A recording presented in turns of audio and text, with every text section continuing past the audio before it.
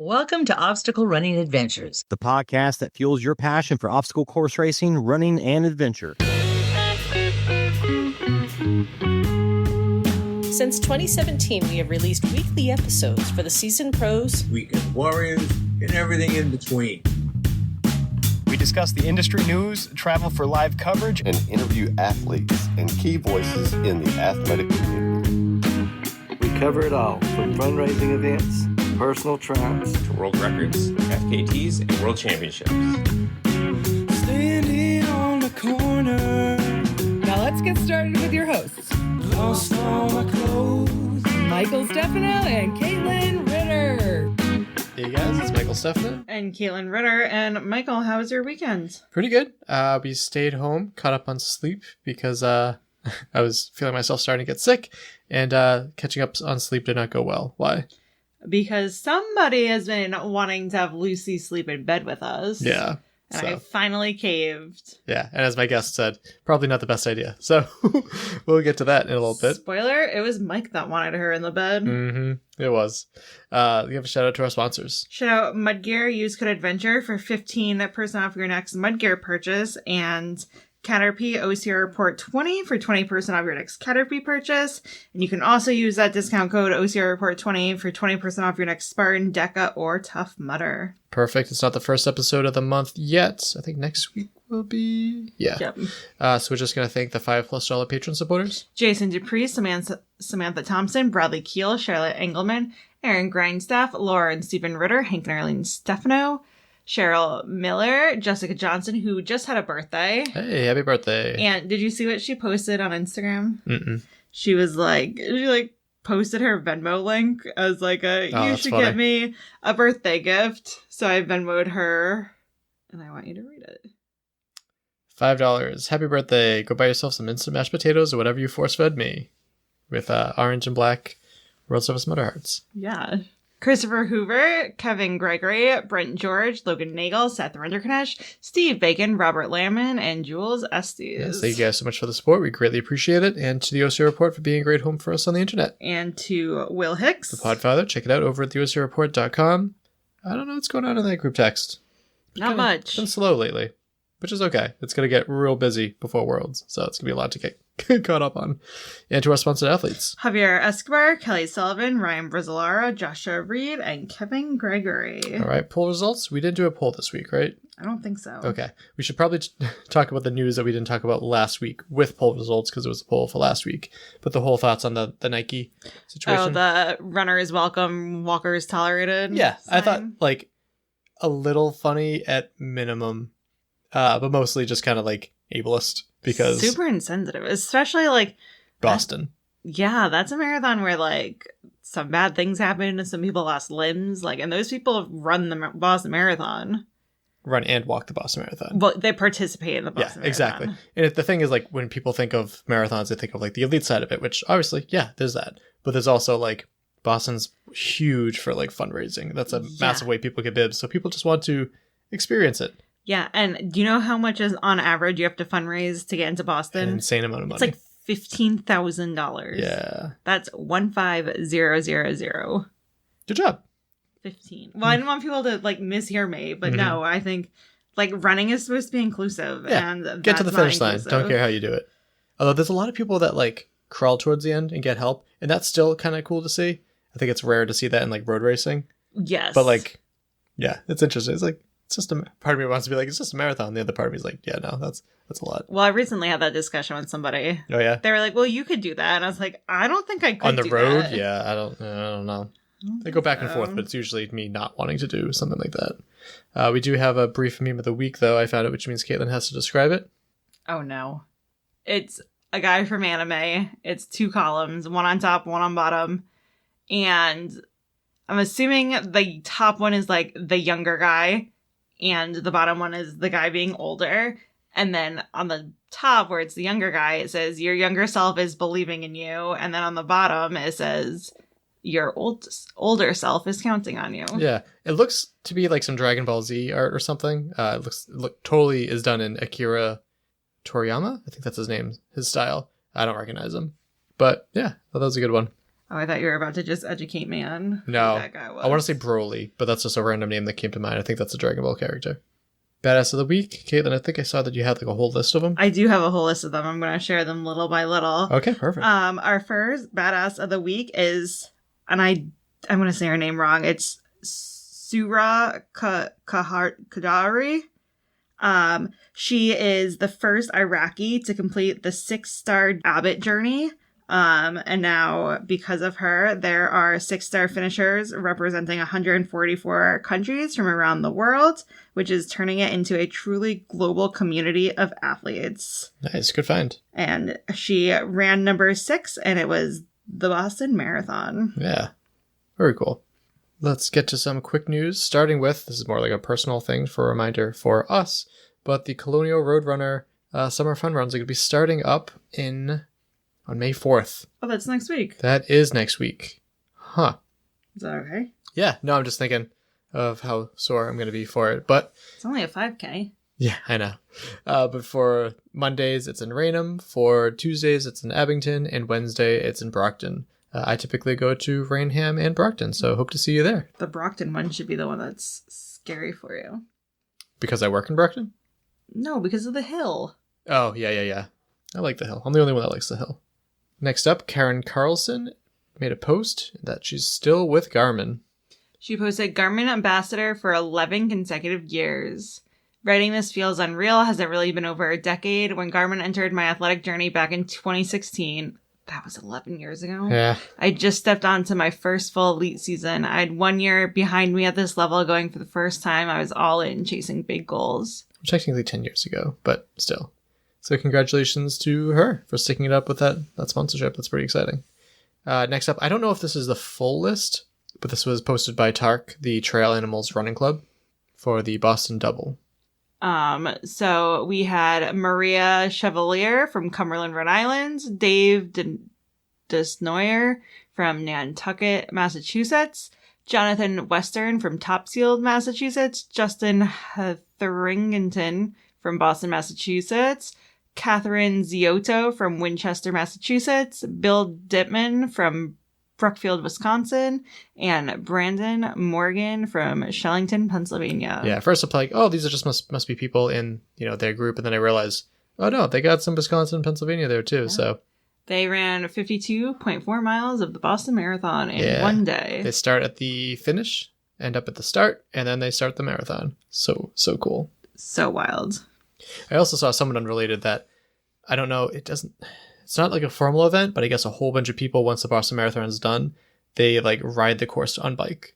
No, they do that at midnight the night before, I think. I thought it was after the race. I think it's even still, that'd be pretty cool to like bike the course. To be. You and my brother should do that. Yeah, I totally would.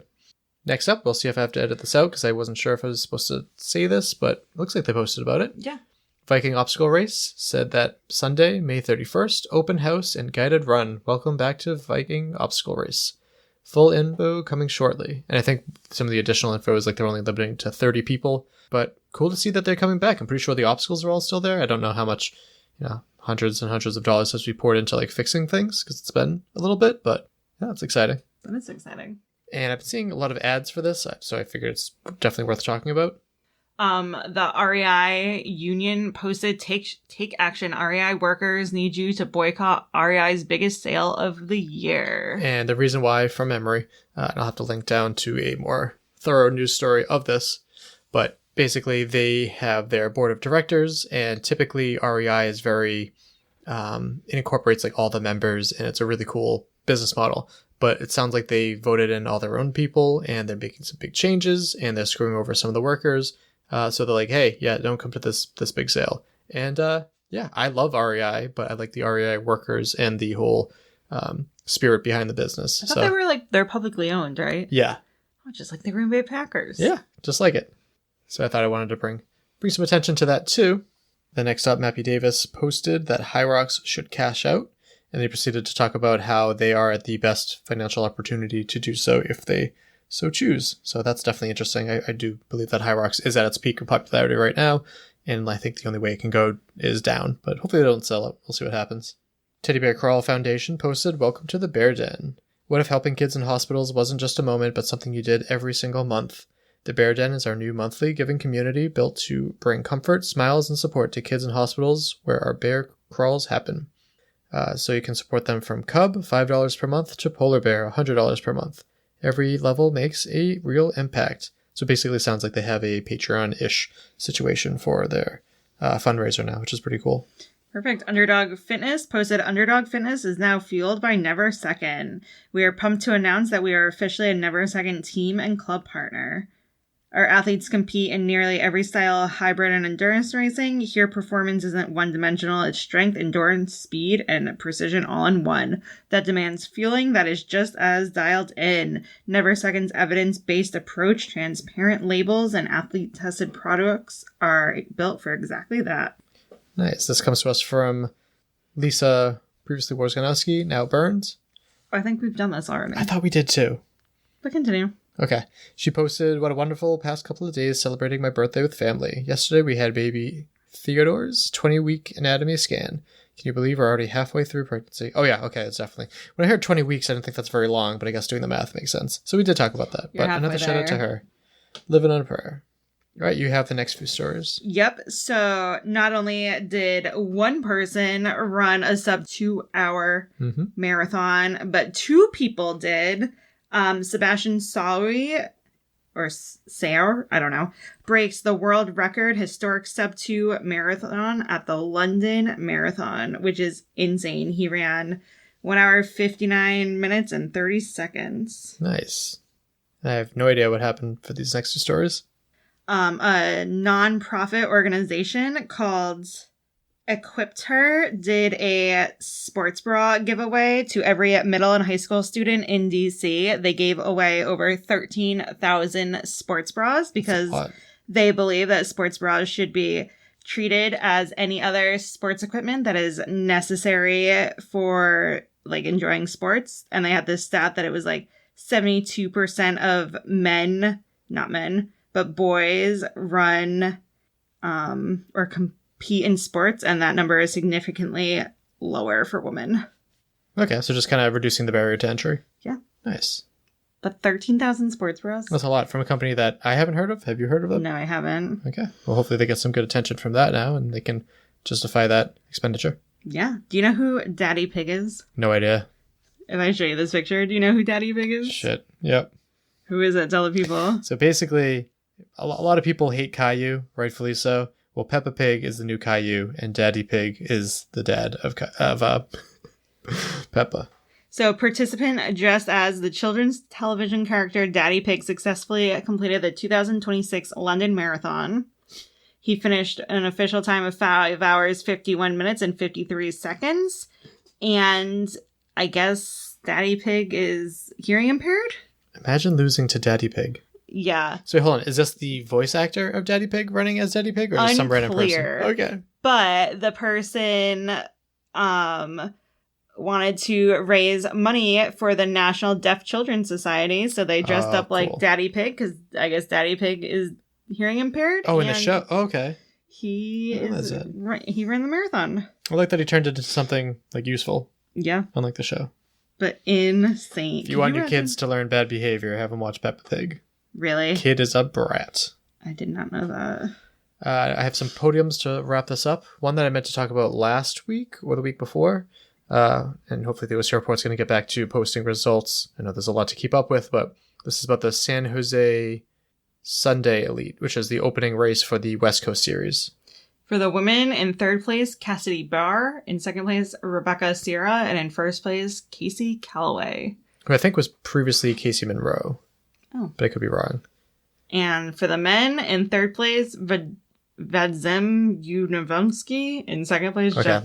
Yusikin, I'd say. Oh, okay. In second place, Jeff Shady. And in first place, Johavi Mendoza. Johavi Mendoza. Nice. And now for the Spartan, New Jersey U.S. National Series podium. For the Beast? Yes. For the men, in third place, Michael Suzo. In second place... Swazo. In second Unless I've been saying it wrong, Miranda, please correct me. In second place, Brent Trail. And in first place, Jordan McDougall. McDougal.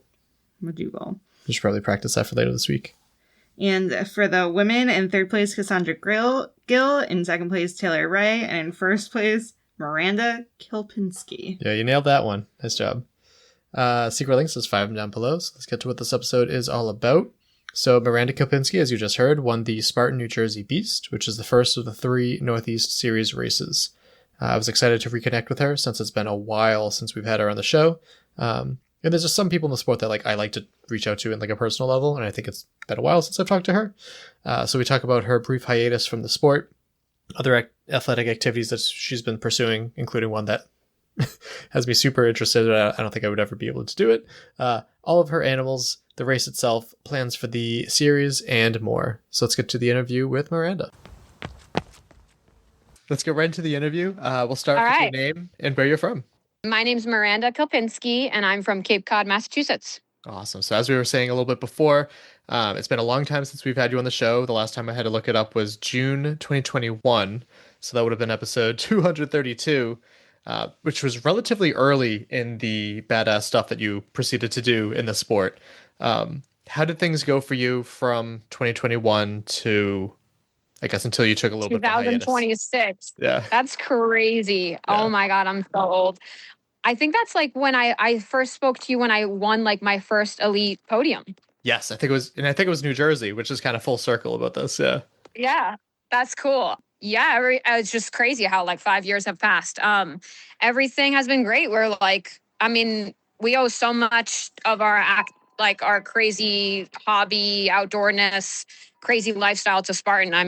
Doing that Spartan race and finding out what our bodies were capable of, and it just has opened our doors to so many badass, cool people, hobbies, and but yeah, we're just doing the same old thing, but now we wing foil along with surfing, and we have a zoo of tons of animals and working hard and dabbling in bike racing, and now back at Spartan again. Love it. Something else that had happened, a big milestone for you, was that when you joined the Nicole Miracle's OCR Dream Team. So I know it was kind of on the tail end of that. A lot of athletes have since done other things, but what was that like for you? That was I was so proud of myself, and I was so happy and felt I don't know, it was such an honor to get chosen.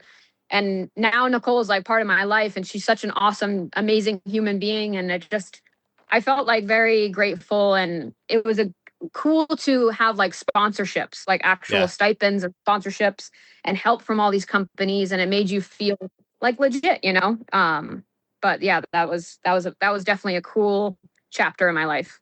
Yeah. It was really fun to see from the outside looking in of just kind of women supporting women, and just the badass team that she had assembled was really, really cool to see. And I know that some have kind of gone and done just trail running or sky running or this or that, but it's good that you're still in contact with them.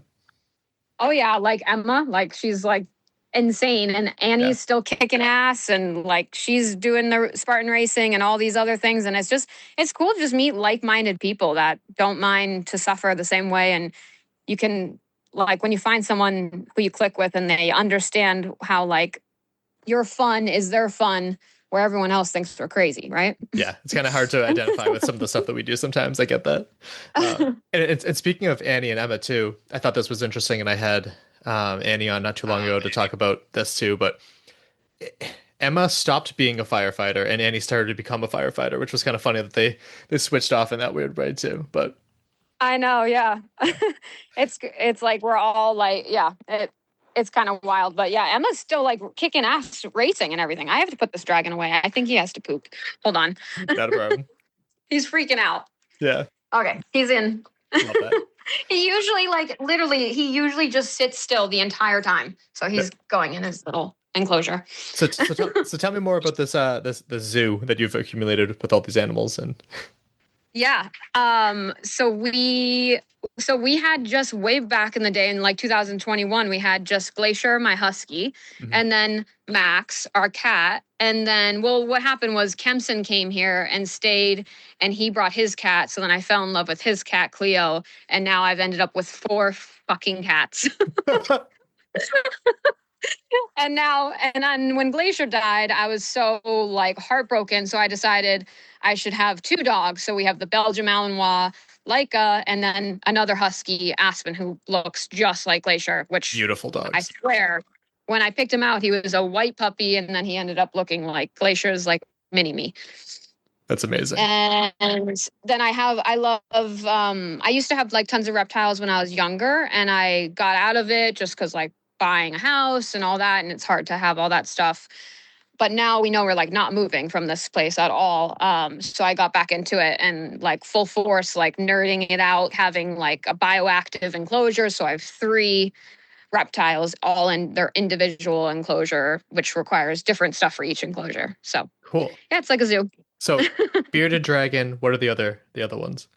Bearded dragon named Drogon. If you're a Game of Thrones fan, you'll appreciate that. And then I have Dexter, which also, if you're a fan of that show, that's the chameleon. He's a panther chameleon. So he's like all these vibrant, really cool colors.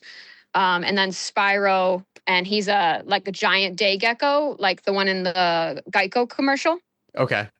Oh, and he looks just like that, like super cute, like, but you can't hold him. He's too fast, like wicked fast. So, and I love the video game reference there with Spyro, but I just looked up Panther Chameleon. I've never seen those before. Those are beautiful. At least the pictures that I've shown. They're insane. Yeah. Is this video going to be like, can people see it, or is it just going to be our voices? I could use this as like a video clip. Okay. I'm going to get him out. All right. We can still talk when I get him. Yeah. He's like, all right. Lizard. I'm getting him. Hold on. This is massive enclosure. Oh, wow. Oh, yeah. This shit's like, it's all live plants, everything. That's the thing too. If you're going to have like lizards and stuff like that, you have to do it right. And this is doing it right. I have some clients that I go to, and they have just like a basic terrarium with the heat lamp, which is nice, but it looks very dull in there. Oh yeah. Like, look, like this is massive. If you can see, like bigger than me. And then, so Drogon's over there. Okay. And then over there is Spyro.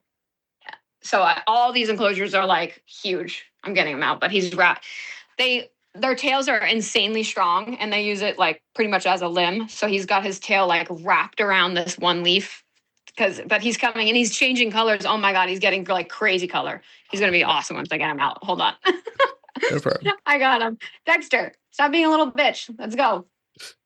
I got him. Woo! All right, here we go. Oh my goodness. He's kind of changing. Like, so when he gets fired up, he turns all like red and yellow underneath. Wow. See? Woo. Yeah. Oh, it's always been like magic to me to see these. I enjoy some reptiles. I don't deal with snakes. But those are... Oh yeah. Wow.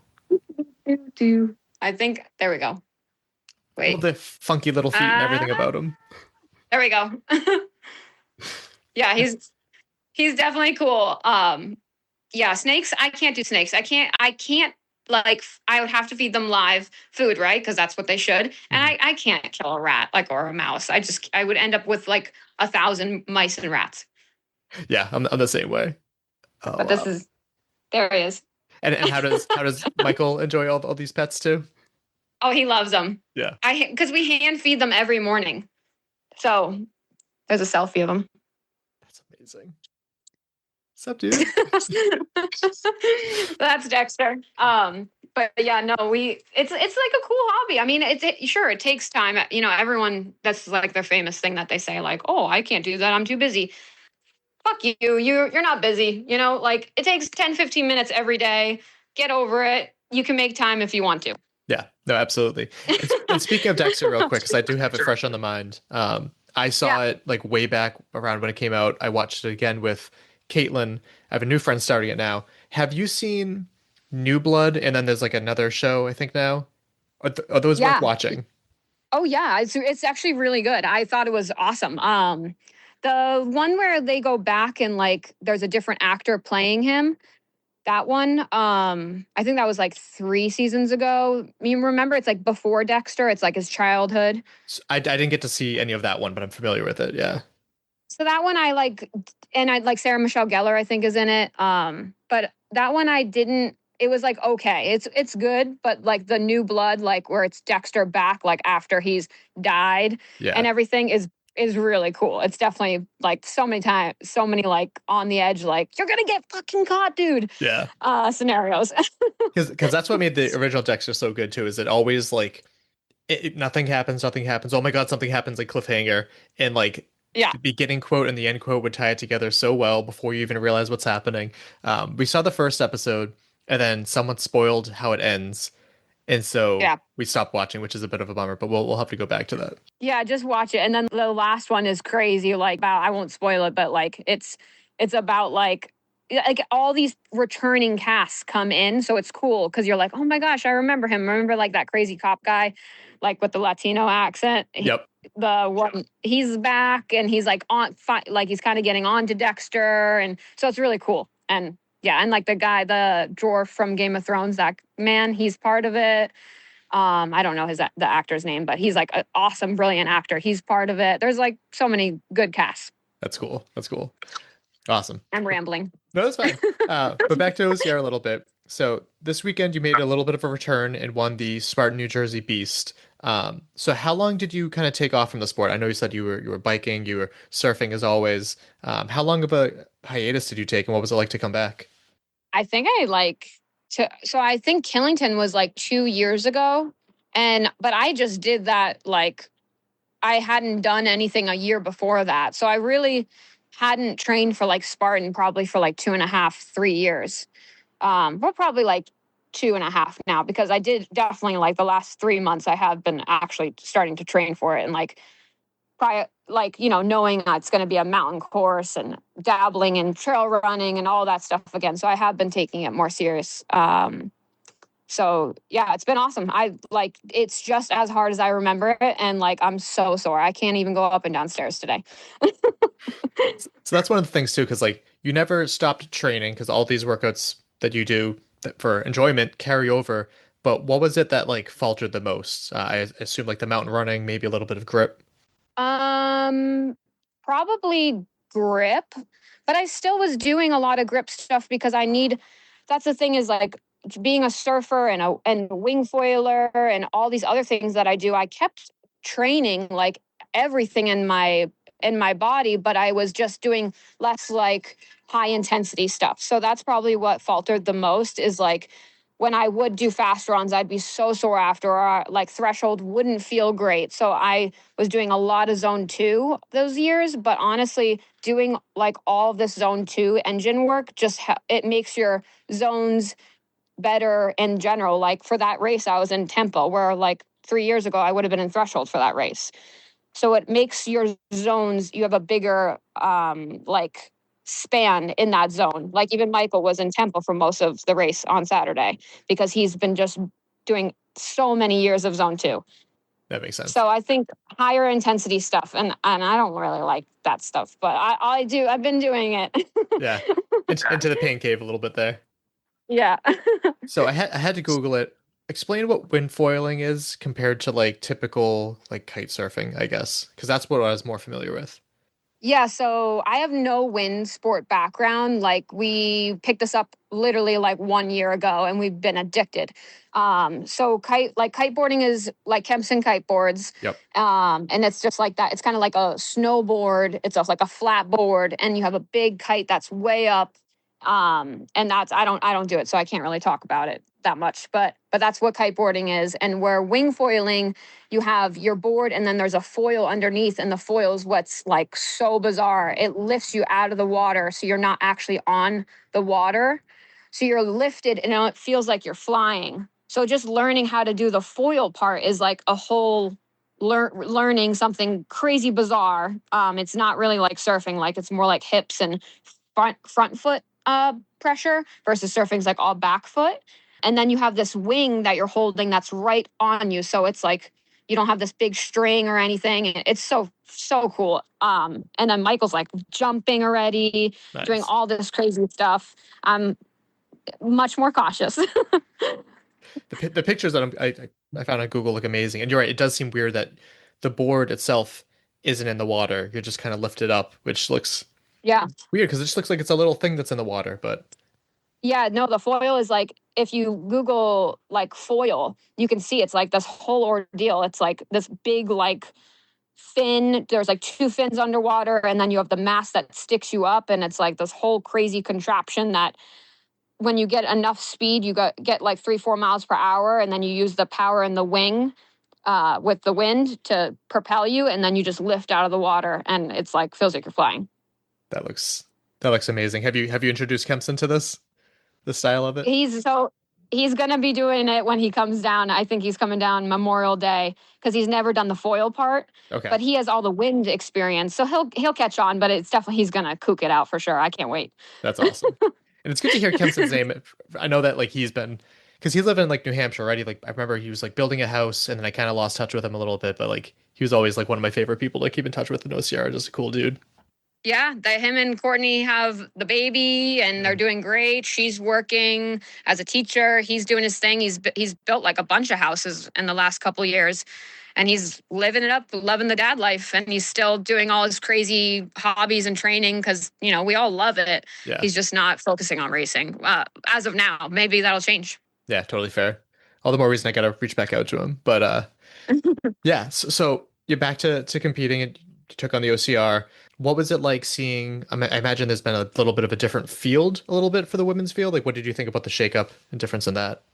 Yeah, that definitely, like, that is nothing compared to how it used to be. Like I got to make that clear. Like, I won. Yes. Great. Awesome. But like, you know, you show up to a national series 5 years ago, it is stacked. If you place top 10, you're feeling so pumped. Yeah. You know what I mean? You're not winning by 20 minutes. I won by 20 minutes. And like, I'm sure Annie's winning by a lot too when she does her races. And Nicole's like, the talent is not quite as there, definitely on the women's side. Mm-hmm. The men's side, still, there's a handful of really talented athletes. Like obviously my husband, Michael, he's more fit than he's ever been. So he's throwing down. Brent is awesome. He's super fit. Mountain courses are his jam. And then Jordan those guys are all, you know, but that's only 3 guys. So the shakeup could have been anywhere. It's definitely exciting. They're battling. They're actually having a race where, you know, the course was my race, honestly. I was honestly worried. I was literally worried. I was like, I don't know if I can finish this thing. Yeah, sometimes it's good to do something like that once in a while. But I've been seeing the same thing in the sport changing, and there's more and more athletes that I just don't recognize their names, and I'm trying to do work to catch up on all that. But at the same time, I wonder, like, you know, if people came back like you and others that were like really, really at the tip of the spear, if they came back, like, what would it look like? And we got a little bit of a taste of that. One of the differences. It would be really awesome. I think if Spartan actually pays like this on time, maybe next year could be really awesome. And that's also kind of why I'm doing it. Like I will say Spartan is doing a good job with their media this year. And they are like, the obstacles are different. It was very organized. They did twister, monkey bar, ring, then twister. Like they are changing it up. It was really cool to see. Good. I did see a picture of that. Were there any other changes that you saw for the course? Yeah, like there was like 1 extra carry, and then like you have the sandbag, and then there's that plate drag, and you put the sandbag in the plate, and then you do the plate drag, and then you continue your sandbag carry, which was cool. And then there was like barbed wire crawl right to Olympus, and then barbed wire crawl rather than like just, you know, separate. And then they had like the multi-rig still. So like the rings with the high bar, the hard multi-rig. And then they had at the end, again, another rig so it was like twister, 1 monkey bar that was like a far reach. And then that twister middle again, and like a ring to another high ball to twister.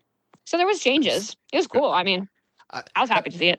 And it definitely sounds like that seems to be a this year thing, because I hadn't heard many changes last year or anything. But yeah, the incorporation of like the sandbag into the plate carry, I think it's the same materials, right? But it's doing something new and refreshing with it. And I think Spartan needs to do that more. It doesn't cost them extra. It just involves a little bit more creativity. Exactly. I 100% agree. Like everything you just said. Yeah. So you said it was kind of you versus the course. Talk to me. How did your race go? It was good, but definitely like I'm rusty and old, like for sure. Like I got to and they keep the obstacles classified, so you have no idea what it is, which doesn't really matter when you're like this level. Like it's not going to affect your race, but it made it more suspenseful, I guess, right? And another thing, apparently there's no more dunk wall, like at all, ever. I've been surprised by that too. It sounds like, because they've always had permission to dig and stuff there too. So I think they're just saving cost of like, they don't need an excavator and stuff anymore. I think it's a financial difference, I think. Yeah. I'm fine with it. Like, think about how many people go through that thing and like boogers and grossness. I hate getting that nasty water, like, because I wear contacts when I'm running, and like in my contacts, and like, I don't want any more infections or anything. Yeah, I can't even imagine if I had contacts. I think everyone's pleased with no more dunk wall. So yeah, it was good. It was definitely like, I was definitely taking more time on the obstacles. You know, I whiffed the bell on the Olympus. Like, I literally made it through. And then because it was on the mountain course, it was like, I think the bell was just a little more higher than my brain remembered. And I literally like skimmed it. So I did the penalty loop there, and I missed my spear, of course, right? Yeah.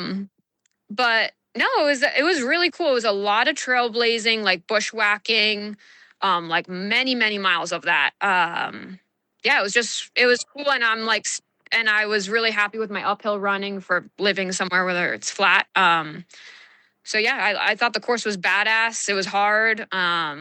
It was good to be back. It was very humbling. Yeah. The race director, and I'm blanking out his name, I want to say it's Richie, was very public about like, hey, this is my intentions for the course. This is what to expect for elevation and this and that. And he was saying how he wanted the end to be very carry heavy, like sequentially in a row. Did that beat you up pretty good? Yeah, like definitely the first 8 miles, there was like one obstacle every mile. So of course, as you're doing this, you're like, fuck, the end is going to it's going to be so obstacle dense. Yeah. So it definitely was. And like uphill carries for some reason aren't like my strengths. Like Killington, like just like I like have a meltdown and cry on those carries. They just destroy me. Most people do, yeah.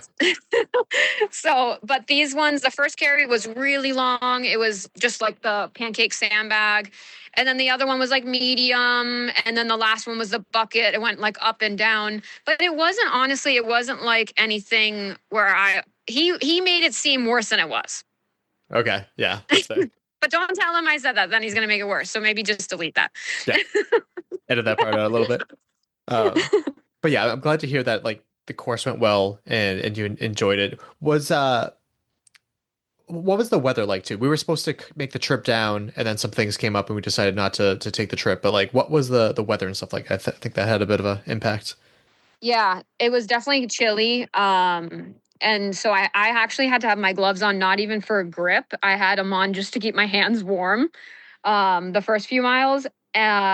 And then like mile 6, it started drizzling. And then by like the end for me, the men's probably had just the drizzle because they finished like 20 minutes ahead of me or something like that. But it was like raining. And then just like after just rain, miserable, like, and mud and everyone's slipping. So many DNFs, I think, after on the Beast and the Ultra. Yeah. Yeah, it was not a good like race to like be hanging out. Yeah. I had my first DNF last year there at the Ultra, and I almost wish it was colder. It was like a little bit warmer than expected. And then that compounding with the fact that like I have no business doing that kind of elevation. I was just overheating and dying out there. So a little bit of rain wouldn't have hurt. Hey, I am one to have a meltdown with heat. Trust me, I know that feeling. Yeah. Not it's because there's nothing you can do to like cool off. You got to keep moving, and yeah, it sucks. Mm-hmm. Yeah. So with this event down, and obviously you took first place, as you had said, do you have any intention in finishing the series? Because I believe you only need to do one of the next 2. Hell yeah. Gotta lock in that shit, you know? Yeah. Lock in that first. Yeah, no, Michael's fired up about it. Brent's doing it. Jordan's doing it. Nice. Cassandra's doing it. So yeah, the woman who got second, Taylor, I don't know her, but I'm assuming she would do it. I believe so. Yeah. Taylor's I don't know if you're familiar with like Underdog Fitness. They're big in like the hybrid racing world with like Kevin Gregory, Kelly Sullivan, all them. She's kind of in that crew. So yeah, she's been doing really well lately as well. Nice. Yeah, so they're all doing it. So yeah, I think it'll be a good time. And we just got that van. Michael built out that van. So we'll just take the van to Ohio, take the dogs, make a few days of it. And then Palmerton's like 5 hours away. So I think you have to go to the last one. So So yeah, I'll just go to Ohio. It's a beast, and see what happens. I'm sure it'll be fine. And then go to Palmerton and probably have a meltdown because it'll be too hot. And then I'm allowed to have a meltdown if I do well in Ohio. Yeah, that's fair. That's fair. What are your thoughts on, because this is the first year that they've done it this way, splitting the U.S. National Series into three, like the West, the South, and the Northeast? Yeah, so selfishly, I love it because, and that's like a big reason why I'm doing it, because I can drive to these races. Right. So I love that. And that's like, so I'm going to do it if I can drive. I'm not going to fly to race anymore. I've been there, done that, not doing it. So I love it for that reason, but it probably does kind of like, separate the competition a bit. Like no one from the West Coast is going to come here and I'm not going to go there. So I think it's cool. Yeah. I mean, I know like Casey's doing the West Coast, and then Cassandra and Brent are doing the South, and Adam, and then they're also doing this. I mean, it would be nice to kind of pile all the competition into one, but selfishly, I mean, I'm down with it. I'm not flying. That's my thoughts exactly. Like I wouldn't expect athletes to be traveling so much. It's expensive. It's getting more expensive to travel. And especially when the prize money isn't really there per se. Yeah. Like that's a factor Totally. as well too. But yeah, it does limit the competition. It's there, but who knows when. Yeah, exactly. Which hopefully they get better with, because there was a big push last year and Nicole Miracle definitely spearheaded it, that like, we want our money like now. And then enough athletes really piled on. He's like, all right. But it seems to be, being in the sport for so long, it's every like 5 years, like it rises up, then athletes demand their money, and he's like, all right, I'll pay you, we'll never do this again, and then it becomes an issue again. So yeah, I mean, if they can pull it together this year, and like they're saying that they want everyone at the last race of the series for each of these, so I would assume for the West, the North, and then the South, if they want us all there and we're gonna go out of our way and be there, like if I do Ohio, let's say, and I win, then ideally I don't want to go to Palmerton, right? Because I have my best 2 out of 3. So if you're making me go to Palmerton because you're saying that's how I'm going to get my money, give me my fucking money. Yeah. Because then next year, probably, if that's the way they leave off actually paying athletes, then more people will start to come back, and then we'll have more competitive for the following year, and more people will do it. And it can be hopefully the way it used to be, like, yeah. The race starts had like 20 amazing athletes, and we can separate the men from the women too. You know what I mean? Like Right. We don't have to start together.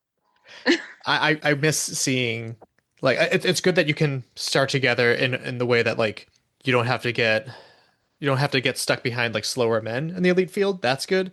But I do wish that there were more women to like fill out their own wave, that would Trust. be, yeah. I would love that too.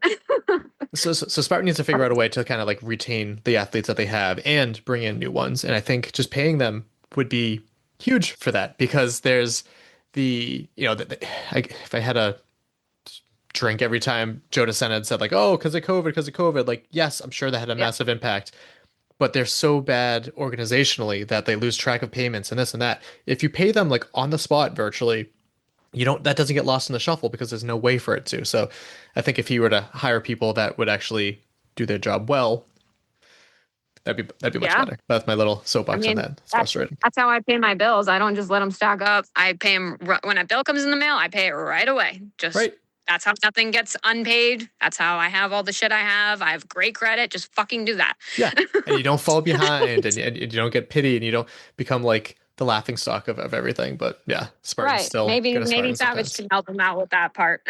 Yes. Which, on the topic of Savage, have you followed that news at all? I have, yeah. I mean, I was kind of like getting a little frustrated with Savage just because like for me, and again, selfishly, my skills, that rig, La Lachey, everyone knows how I feel about like a 6.5. No, not even. It's like I think they actually measured it and it was like 7 foot Lachey. Wow. That is not going to be for me. So it sucks not being able to do a race just because of one little thing. And yeah, sure, I could go learn it. And I've tried over and over again, and I hurt my knee and had to have surgery. I'm just not going to do it. So I like Savage, but also like maybe put a penalty on the rig or something. You know what I mean? I don't know. Crazy thought, right? Yeah. Because that's one too, where like height is objectively a factor for that kind of crazy Lachey. Like, and you can't grow. Absolutely. Yeah. I can't grow. Like literally my arms are like very small. And also it scares a lot of people. Like you also like that had competition and competitive side, but like there could have been a whole lot more competitive side. A lot of these racers from Spartan would have came and done Savage if they didn't have such kind of like sketchy obstacles. The rig 5 years ago was great. I don't know why they just keep it like that, where it was like hard and safe. Now they made it like crazy not safe. Yeah, it's all about finding a balance there, and they must not have found it because yeah, exactly. So maybe I don't know. Maybe someone will hear this and take it more seriously. I've emailed them like a dozen times about the rig, sharing my concerns, and it's not just me. Like I've had men tell me the same thing, like how they're not doing Savage because they're worried about landing on their back on the Lachey or whatever. But yeah, whatever. Maybe I'm just a sore loser or a whiner, but that's honestly how I feel about it. As someone that's dealing with back issues almost constantly now, like landing on your back, like, yeah, that's not something that's worth that's not worth having in a race. So playing it safe is that's totally fair. Just having the option, and like I can't tell you how many times I've been like literally winning that race, and a Lachey is what causes me to not win. Like it's very frustrating, and I know a lot of people go learn how to Lachey. I can Lachey 6 feet. No problem. I can't Lachey 7.5 foot. I can't, and I don't want to. Yeah, no, that's totally fair. Totally fair. So you talked about the other 2 races in the series. Are there any other OCRs that you're interested in for the rest of the year? No, I'm excited to race, but I'm definitely going to like keep it like 1 race a month, and I'm happy it's finishing in July because then it's summer here on Cape, and I know you've been to the Cape, right? Yeah. Yep. Yeah, it's beautiful here. I love my home. I love all my other hobbies. So, and I'll dabble in I have a road race for bike racing and a mountain bike race and a surf contest I'm going to do. But, usually on the weekends there's waves and there's wind, and I absolutely love that just as much, if not more, than racing. So I like to do all my other stuff, and I don't like to leave all my animals. That's fair. And that actually kind of segues nicely into, I was wondering that too, about like your surfing. I know how much you enjoy it, but I was wondering like, how do competitions work and stuff like that? So I haven't competed in surfing since like, I used to compete like when I was like 16, 17. Wow. And like, one of the cats that we rescued from Costa Rica just came in with like a poofy tail, like 10 times the size. So I haven't done any surf contests in like forever, but the local shop here just announced like a week ago that they're going to do one Memorial Day weekend. Cool. So I'm super excited. So yeah, I think it's just like free swag, like Billabong stuff that you get if you place top 3 or whatever, but obviously I will. So I imagine it has to be a like subjective competition. It very much relies on like the waves and there's all sorts of like extra variables. Like, I guess, how does the competition work? Yeah. It's honestly, surf contests kind of suck. So like, that's why I stopped doing it, because it totally like you need waves, right? And you need like good conditions. And the reason like surfing is such a big deal to me is because when all those things line up, there's waves, there's the wind is good, the waves are good, the swell is good. Then you have to drop everything and go, right? I mean, it doesn't happen often.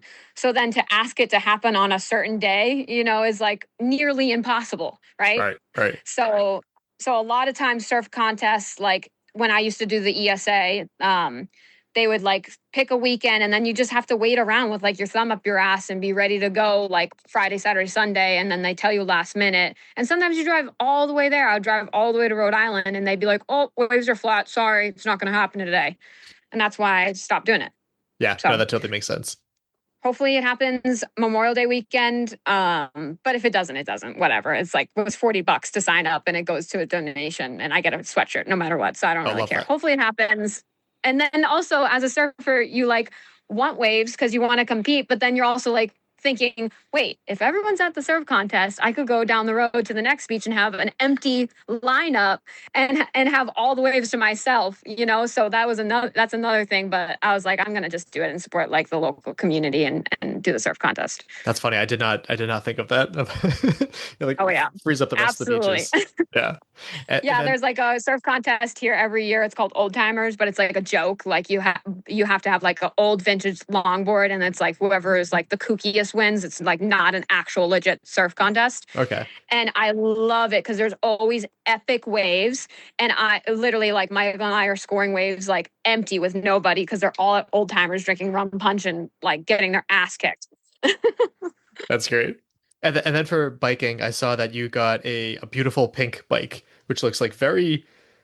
I got myself a bike and I love biking, but I got like a gravel bike so I can kind of do both. Yours seems to be very much more on the elite end. So biking races, that's going on too? Yeah, I've done a couple. I did a mountain bike race last year. I did two road races, and I haven't done a gravel bike race yet because they're always in the mountains, and again, there's always like waves, and I always try to go and then I never go. But yeah, I have a Pinarello Dogma. So I have like a little hookup at Bike Zone, the local bike shop here. And so they're giving me bikes like really cheap. But Pinarello Dogma, I mean, fight me if you want, but it's literally the best brand out there. It's going to be the fastest bike. And then I have Princeton wheels, and they're just like insanely fast and light, all carbon, all high tech, electric shifting. And Michael has like, if I buy it, then he's got to have it. So all our money is gone. It's just like comes in and goes out. Yeah. So with you're obviously a good runner, biking. Have you ever thought about dabbling in like triathlon stuff? Have you taken on? No? I get this question all the time. I think, honestly, I think I would do really well in the biking and the running, obviously, but the swimming, I am a good swimmer. Yes. Compared to most of humans in general, but put me against like actual pro swimmers, pathetic. I'm terrible. I do the surfer swim, my legs drag, and I like after like 500 yards, my head hurts, and I'm just like, and then if there's like lots of people swimming near me, I think anxiety, but I could work on it, and I should work on it, and I should do one, because the triathlon biking is like, it's all about like actual fitness and like not drafting and just grinding it out. So that's like my jam is versus bike road racing is like whoever's like drafting and kind of the sneakiest wins. Yeah. I was thinking too, because like obviously when people think of surfing, they think of like the fun riding in the wave. But as someone that has surfed, it is a goddamn workout, get paddling out there against the waves to constantly go out there. So I figured the swimming would be a little bit easier, but you're right. You don't have to like kick your feet as much, I guess. So that could be a factor. Yeah. So. Yeah. Like my rotator cuffs and like my forearms, all that, I'm super strong with that, but that's not really like open water swimming. It's like it doesn't really help me at all with that. It's technique. Like I swim like a 150 pace, which like these women are doing like literally like 45-second pace, like the pro women. Yeah. Yeah. Like I could do an age group and win it probably, but I don't want to do age group. I want to do the best of the best. Yeah, I'm definitely thinking about trying triathlon because I feel like that'd be a fun, just the kind of multidisciplinary approach. Events sounds really interesting to me. Of like swimming, all right, I'm tired of swimming. Let's bike. All right, now I'm tired of biking. Let's run. Yeah. What you should do is do one like for fun, and you can see like the brick leg thing is legit. If you bike and then run, oh my gosh, it's like insane, the lactate that builds up on your legs. But if you can like do that a bunch of times and get used to it, it will only help you in general with other things, mountain running, all that. But yeah, the triathlon thing, maybe I'll do one. Michael always says we should do one, and then I'm like, and then I go to sign up, and I have no hookups with triathlon, and I see the price, and I'm like, ooh, I don't know if I really want to spend that much money. That's fair. Not a cheap sport. And I imagine like being by the Cape, it's even more expensive too because it's by the Cape. Yeah, absolutely. And then for brick training, I'm going to be taking on my first Hyrox doubles, which I'm excited and nervous about. I've been kind of doing brick training with that, with like row and to run and to this and to carry. Have you had any interest in doing any like hybrid racing, like DECA or no?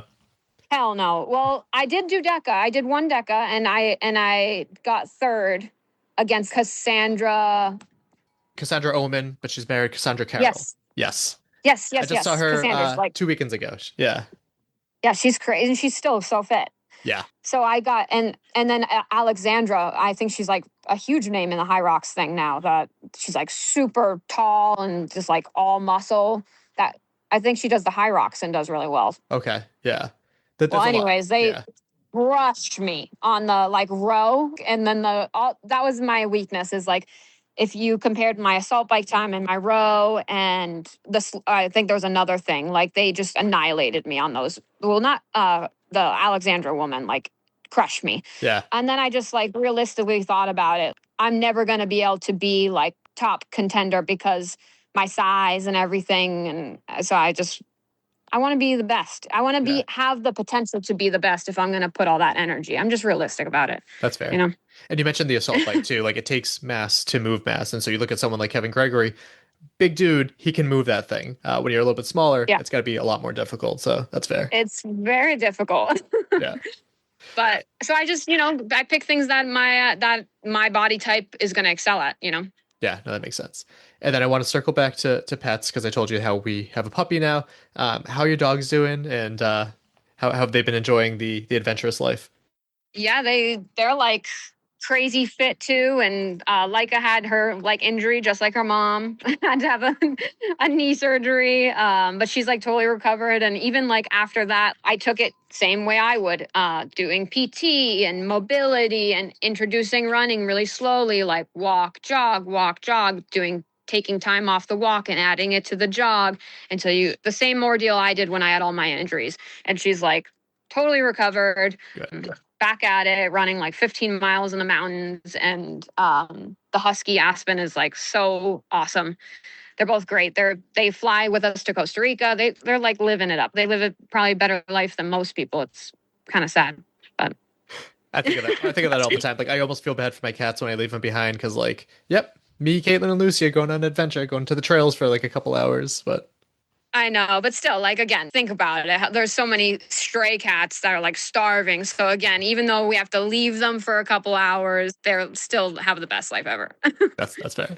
And then, a fun thing with Lucy too is that we were told that she was mostly lab, and then we got the test back, and she was like 20% lab, and she's 50% plot hound, which is I had to like look it up. Apparently, they're bred to hunt bears, but we have to teach her like. This is a sniffing walk. This is a running run. Like no time to sniff here. Yeah. So we're trying to teach her that a little bit, but also pacing her because she's also only like 11 months old. And the vet said like, just go until she's tired. And she doesn't really get tired. So that's been fun. Yeah. The thing about vets are great for like medical diagnosis. They're not great for like dog training. Don't listen to a vet about dog training at all, or like things like that. But definitely listen to him for medical advice. Right. Just that's my 2 cents, since this is what I do for work. No, totally fair. And that's the thing too. Is like a lot of people are like, oh, you should go hire a trainer and do this and that. And for me, it's definitely an ego thing. My job is like training autistic people. So like I live, breathe, and die by behavioral analysis, and so I work on all the stuff. I kind of want to be the one to train her up and be like, yeah, I did that. But yeah, I get it. A little bit left to go. Yeah. I wish we had more people like you. That's the number one advice I can give as a dog trainer is just like, if you put in the time and the consistency and you have the alpha or like the dog needs to understand pecking order, right? If the dog understands that you are the pack leader, it'll be super easy for you. But if you let your dog get away with jumping sometimes, eating from the table, things like that, it all eventually will become like a cycle, and the dog will realize it's got you wrapped around its paw pretty much. And so just lay down the rules and it'll all flow. You can ask Callie. I trained Callie's dog virtually. Okay. Schweikart? I don't. Yes. Her German Shepherd she just got. Yeah. Nice. She listened to everything I said and her dog's like phenomenal. So love that. It could be a slippery slope. Like we have not given her human food, definitely like not at dinner. We give her own stuff to keep that completely separate, so she doesn't even beg, which is great because I hate that. Perfect. The toughest thing that we're having trouble with is digging. That's the biggest thing, especially when it's wet outside. She is a digger, and that's the only thing the biggest behavior. That and sock stealing. Still working on that a little bit, but. Well, that's a little bit of age, and also like it's your scent, so that's like I can go into detail about that, but like that's also like it's tough because it's like, oh, it's cute, it took my sock, it loves me, but like also try to not. yeah I have more socks with holes in them than socks that don't have holes in them. That's not as yeah and crate, like again, I don't know what it is, like people nowadays they think crates are like a terrible thing. Like crates are amazing. Like an Aspen are in their crate right now passed out because they already had their hike this morning. It's like their bedroom. Everyone should normalize crates. It's a beautiful thing. Completely agree. Lucy's crated right now, and it's her safe space, right? Like it's not a box. It's not in terms of punishment, like we don't put her in there like, hey, you did something bad, we're gonna put you in the crate. It's like, hey, I think you're getting a little tired, and I think you have to recognize Go that. in your crate and take a nap. I mean, here you go. Wait, there we go. Oh yeah, and I think you'd appreciate this too. We have her button trained, so we have like her nice. request for outside, play, whenever she wants us to like engage with her. There's a new one that she's starting to get a hold of, but it's chase me because she loves to be chased with the socks and this and that. So I figured, how would I just have her ask for that so she doesn't have to steal my socks for that? She asked for crate. Yeah, that's like redirecting, which is great. Exactly. So I'm having her request all these things, trying to get her. The next step, we're hoping that like sleeping through the night, she might be able to stay in our bed. That's something that we're thinking about. But with the cats too, we're also trying to find that balance of like what's fair. For I wouldn't do the bed. Like we do not let the dogs on the bed because again, cats, and they have to have like separate boundaries. So it's important to like not, and also like if she then, Lucy, right? Yep.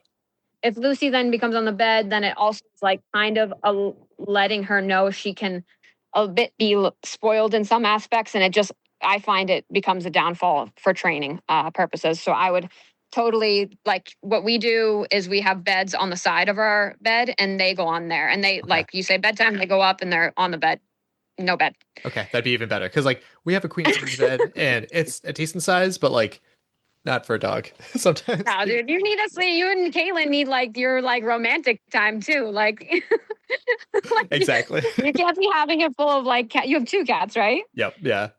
Yeah, 2 cats and a dog on a queen size bed. No, like we have a superior king, and like we don't like and Aspen are never on that bed. And then I have like 1 cat that sleeps beside me. But that's it. And like still, there's not enough room. Yeah, that's totally fair. Man, I could pick your brain forever for like dog training and stuff like that. I forgot the extent that like that is your job. But starting to come to a close a little bit for the interview. I guess, what do you have planned for the rest of the year? You talked about those races. What does your race schedule look like? Just so now next would be that surf contest at the end of the May, but that's like, fun. And then Ohio, and then there's like a bike race the week after Ohio, which knowing me, I'll probably be so tired from Ohio Spartan that I'll not want to drive to that bike race, or there'll be waves. And then Palmerton, I'm taking the Spartan things serious. Like those are like A races. Nice. And other than that, nothing, just like having fun and just staying fit. And yeah, I mean, I want to do the Pemi loop again, maybe chase the FKT at Blue Hills. Have you ever done that? Well, definitely not the FKT, but Blue Hills, Caitlin and I went to college in Milton, like right by Blue Hills, and that's where we would always go for like Killington training and stuff like that. Blue Hills is beautiful, and it's huge too. People don't realize how big Blue Hills is. I love it there.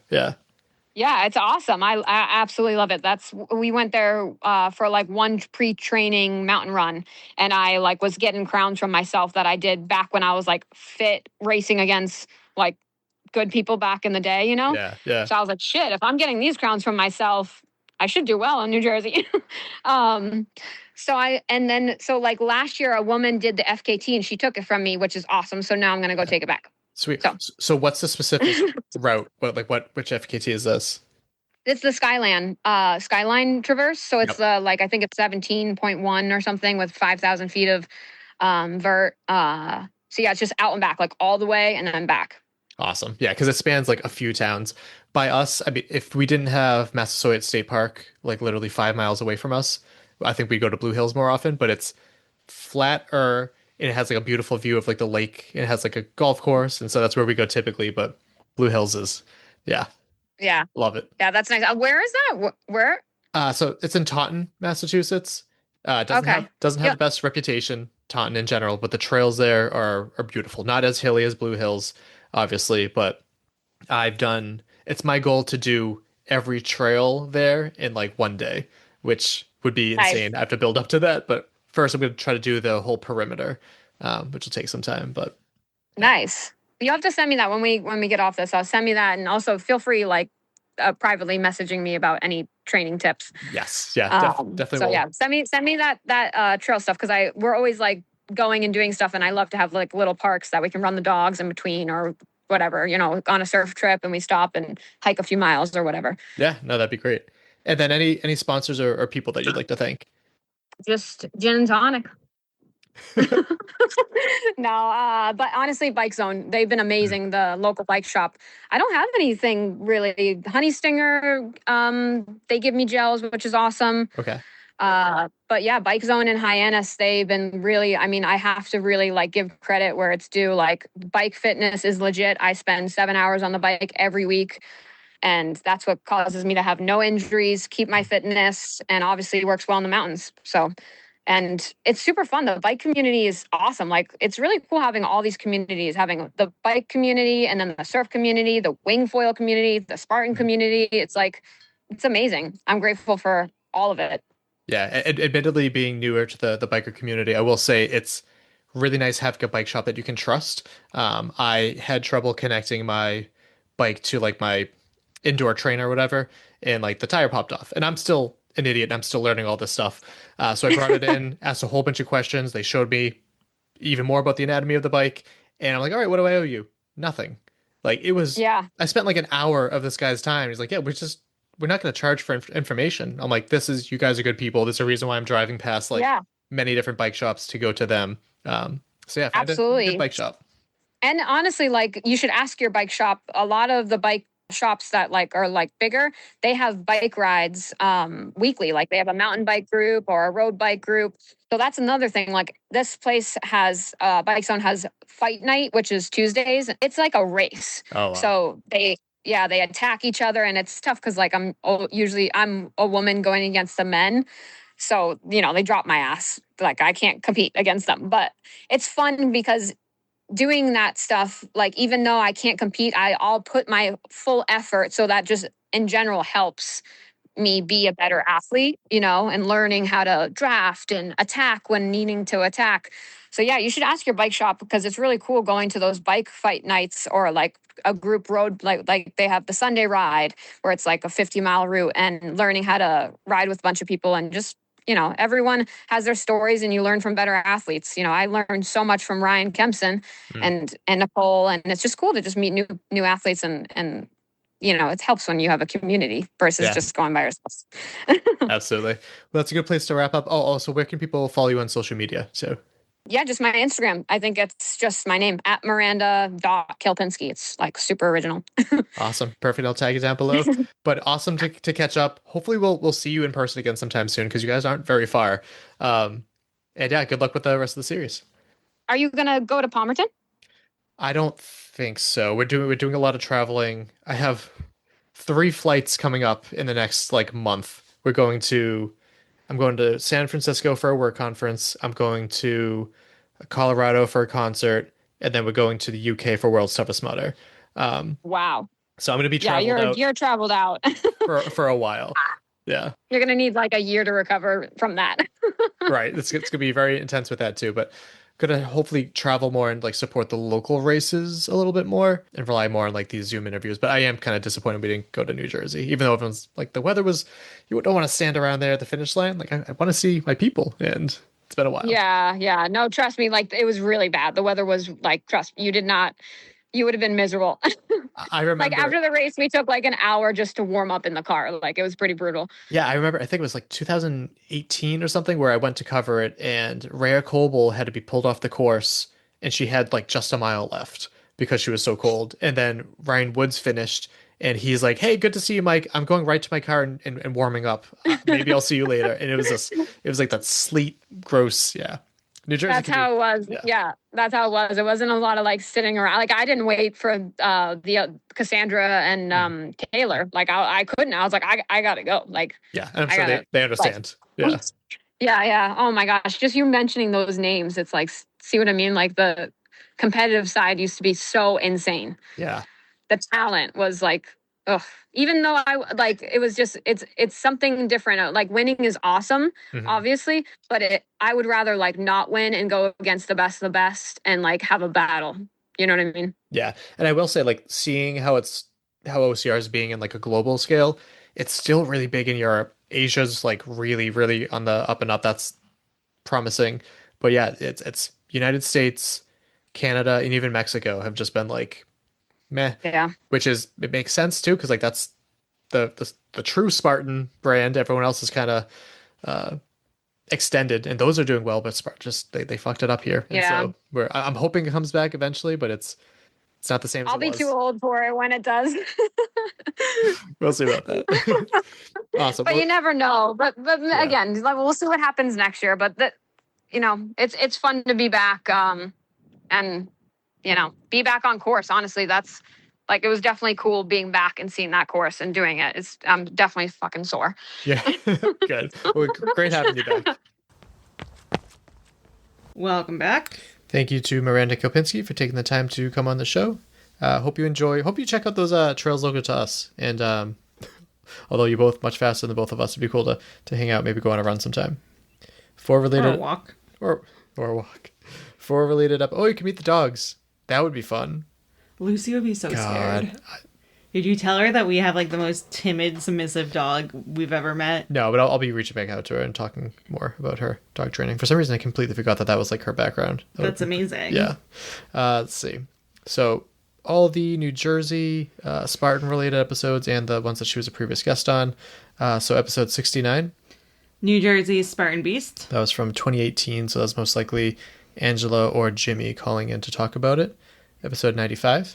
Tri-State Spartan Super with Elites, Dallas Spartan Ultra, and another Mudgear giveaway. Giveaway, obviously, very much expired. That episode was from 2018 as well. That was definitely some in-person coverage, and I want to say that was the super, super crazy snowy day, but I could be wrong. 48. Tri-State Spartan Super with Elites. That was from 2019. That might have been the race. 232.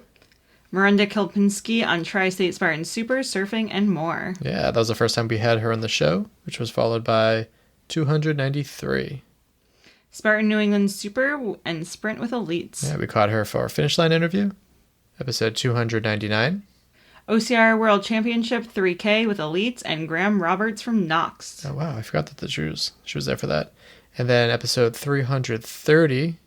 Tri-State Spartan Super and more with Chris Marin. I think it's Maroney. That's another, obviously, New Jersey related episode. And 434, probably one of my least favorite episodes. Actually, that's a lie. Mike's first DNF and rerun of episode 17, Tri-State Spartan Ultra Beast and Tri-State Spartan Beast. Oh, so I guess 17 could be on that list too, but I'll just put that rerun on there. I thought it was going to be, the way you were scrolling, I thought it was a WTM episode, and I was like, that's really rude. That was I had a very brief dyslexic moment, and I clicked 443, and I'm like, oh no, that's... Which is my pit audio, right? Yeah. Oh no, the one after one. That was just the course rock through. That was an okay episode. Yeah. It's fun with the time that we spent it with, the people that we spent it with, but that's it for that one. Subscribe and follow wherever you get your podcasts. We're Obstacle Running Adventures and all of the podcast players. You can support us over on Patreon for as little as $2 or as many as $10 per month, and that's greatly appreciated to help fund our travels. Even though we haven't been traveling much, we're about to travel a lot, so that financially would help us a little bit there. Yeah, that'd be nice. Thank you. And coming up next... Yeah, hopefully we'll actually be following through on this. But we wanted to go to Underdog Fitness. It's been a little bit. They have their new DECA race format beta test, which is the DECA Strong and Mile Ruck teams. I talked to Kevin, and he said that he'd love to have us. I would love to bring Lucy, but we got to figure out some stuff with that too. Yeah, some stuff we got to figure out. I want to see Kelly Sullivan again. I want to see Joe Recco again. I want to see Jess. I want to see Kevin. I want to see AJ. I want to see, help me with this list. Kelly? That was the first person I said. Oh. Taylor will probably be there. We talked about in this episode. All the people. I'm excited to see you guys. You should never start naming people. I know, but that's like the worst. I've been doing that since. Yeah. And I'm still trying to think of the person I was trying to name. Molly. Oh yeah, Molly might be there too. Molly Crowley. Yeah. Mr. Crowley. Bum bum bum. Ozzy Osbourne. That? It's an Ozzy Osbourne song. Oh. It's really good. Got a joke or a quote? I do. My quote is, I don't think we talk enough about the in-betweens. The part when you know you want to change something, but you don't know how. You don't feel strong enough. Don't yet know what your first step is. So to the people in the in-betweens, please don't be disheartened. Please don't give up. You've done the hard part now. Just take one small step at a time. Nice. And my joke is, why shouldn't you tell a pizza joke? Why? Because they're too cheesy. Nice. Now I'm hungry.